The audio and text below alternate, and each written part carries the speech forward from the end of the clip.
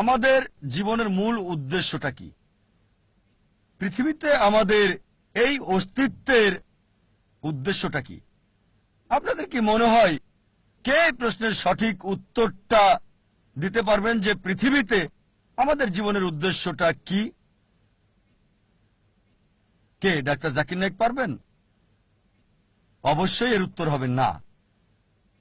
তাহলে কি বিজ্ঞানীরা এই প্রশ্নের উত্তর দিতে পারবেন? এবার উত্তর না। তাহলে কি দার্শনিকরা এর উত্তর দিতে পারবেন? তারাও পারবেন না। এই প্রশ্নের সবচেয়ে সেরা উত্তর যে আমাদের জীবনের উদ্দেশ্যটা কি, এর উত্তর দিতে পারবেন আমাদের স্রষ্টা সর্বশক্তিমান আল্লাহ সুবহানাহু ওয়া তাআলা। আমার লেকচারের শুরুতে পবিত্র কোরআনের একটা আয়াত বলেছিলাম, সূরা জারিয়াত অধ্যায় 51 আয়াত 56। এখানে আল্লাহ বলেছেন, ওয়ামা খালাকতুল জিন্না ওয়াল ইনসা ইল্লা লিয়াবুদুন, আমি জিন এবং মানুষকে সৃষ্টি করেছি আমার ইবাদতের জন্য। জিন এবং মানুষকে সৃষ্টি করেছি শুধু আমার ইবাদতের জন্য।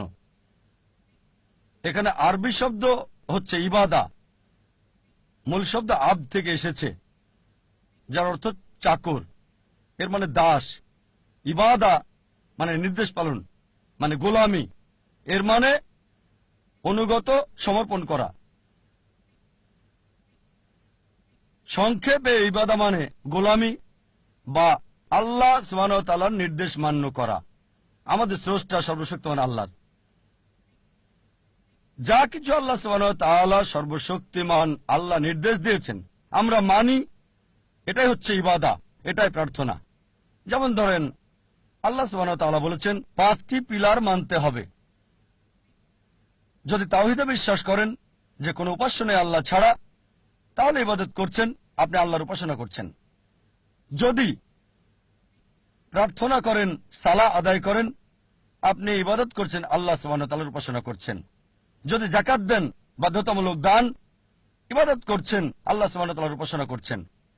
যদি রোজা রাখেন, ইবাদত করছেন, আল্লাহ সুবহানাহু ওয়া তাআলার উপাসনা করছেন।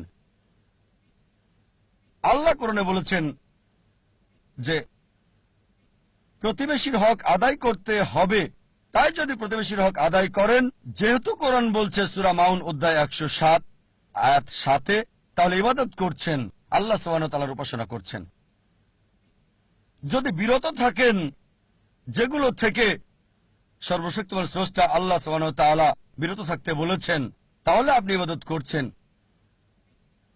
যদি মদপান থেকে বিরত থাকেন, আপনি ইবাদত করছেন। যদি শুকর না খান, তাহলে আপনি ইবাদত করছেন, আল্লাহ সুবহানাহু ওয়া তাআলার উপাসনা করছেন। যদি বিরত থাকেন চুরি করা থেকে, ধোঁকা দেওয়া থেকে, মিথ্যে বলা থেকে, আপনি ইবাদত করছেন, আল্লাহ সুবহানাহু ওয়া তাআলার উপাসনা করছেন। সংক্ষেপে আল্লাহ সুবহানাহু ওয়া তাআলার নির্দেশ মান্য করলে, নিজের ইচ্ছাকে আল্লাহর কাছে সমর্পণ করলে আপনি ইবাদত করছেন, আপনি আল্লাহ সুবহানাহু ওয়া তাআলার উপাসনা করছেন। আর মানুষের প্রতিটি কাজই ইবাদত করলে গণ্য হবে যদি দুটি শর্ত মানেন। 1 নম্বর হচ্ছে কাজটি করা হবে কেবলমাত্র আমাদের স্রষ্টা আল্লাহ সুবহানাহু ওয়া তাআলার সন্তুষ্টির জন্য। 2 নম্বর হচ্ছে কাজটি করা হবে সুন্নাহ অনুসারে, সর্বশেষ এবং চূড়ান্ত নবী মুহাম্মদ সাল্লাল্লাহু আলাইহি সাল্লাম যেভাবে করেছেন। যদি আপনার কাজে এই দুটো বিষয় থাকে, প্রতিটি কাজই ইবাদতের অন্তর্ভুক্ত হয়ে যাবে, প্রার্থনা বলে গণ্য হবে। যখন কোনো যন্ত্র কিনেন, সেই যন্ত্রের সাথে একটা নির্দেশিকা বই দেওয়া হয়। যদি আপনি মানুষকে মেশিন বলে ধরেন, তাহলে একমত হবেন যে মানুষ হচ্ছে সবচেয়ে জটিল মেশিন এই পৃথিবীর বুকে। আপনার কি মনে হয় না এই মানুষের জন্য এই মেশিনের নির্দেশিকা বই দরকার আছে? মানুষের জন্য সর্বশেষ এবং চূড়ান্ত নির্দেশিকা বই হচ্ছে পবিত্র কোরআন। পবিত্র কোরআন আল্লাহ সুবহানাহু ওয়া তাআলার সর্বশেষ এবং চূড়ান্ত নির্দেশ, যা সর্বশেষ ও চূড়ান্ত নবী মুহাম্মদ সাল্লাল্লাহু আলাইহি ওয়াসাল্লামকে দেওয়া হয়েছে। সর্বশেষ ও চূড়ান্ত নির্দেশিকা মানব জাতির জন্য।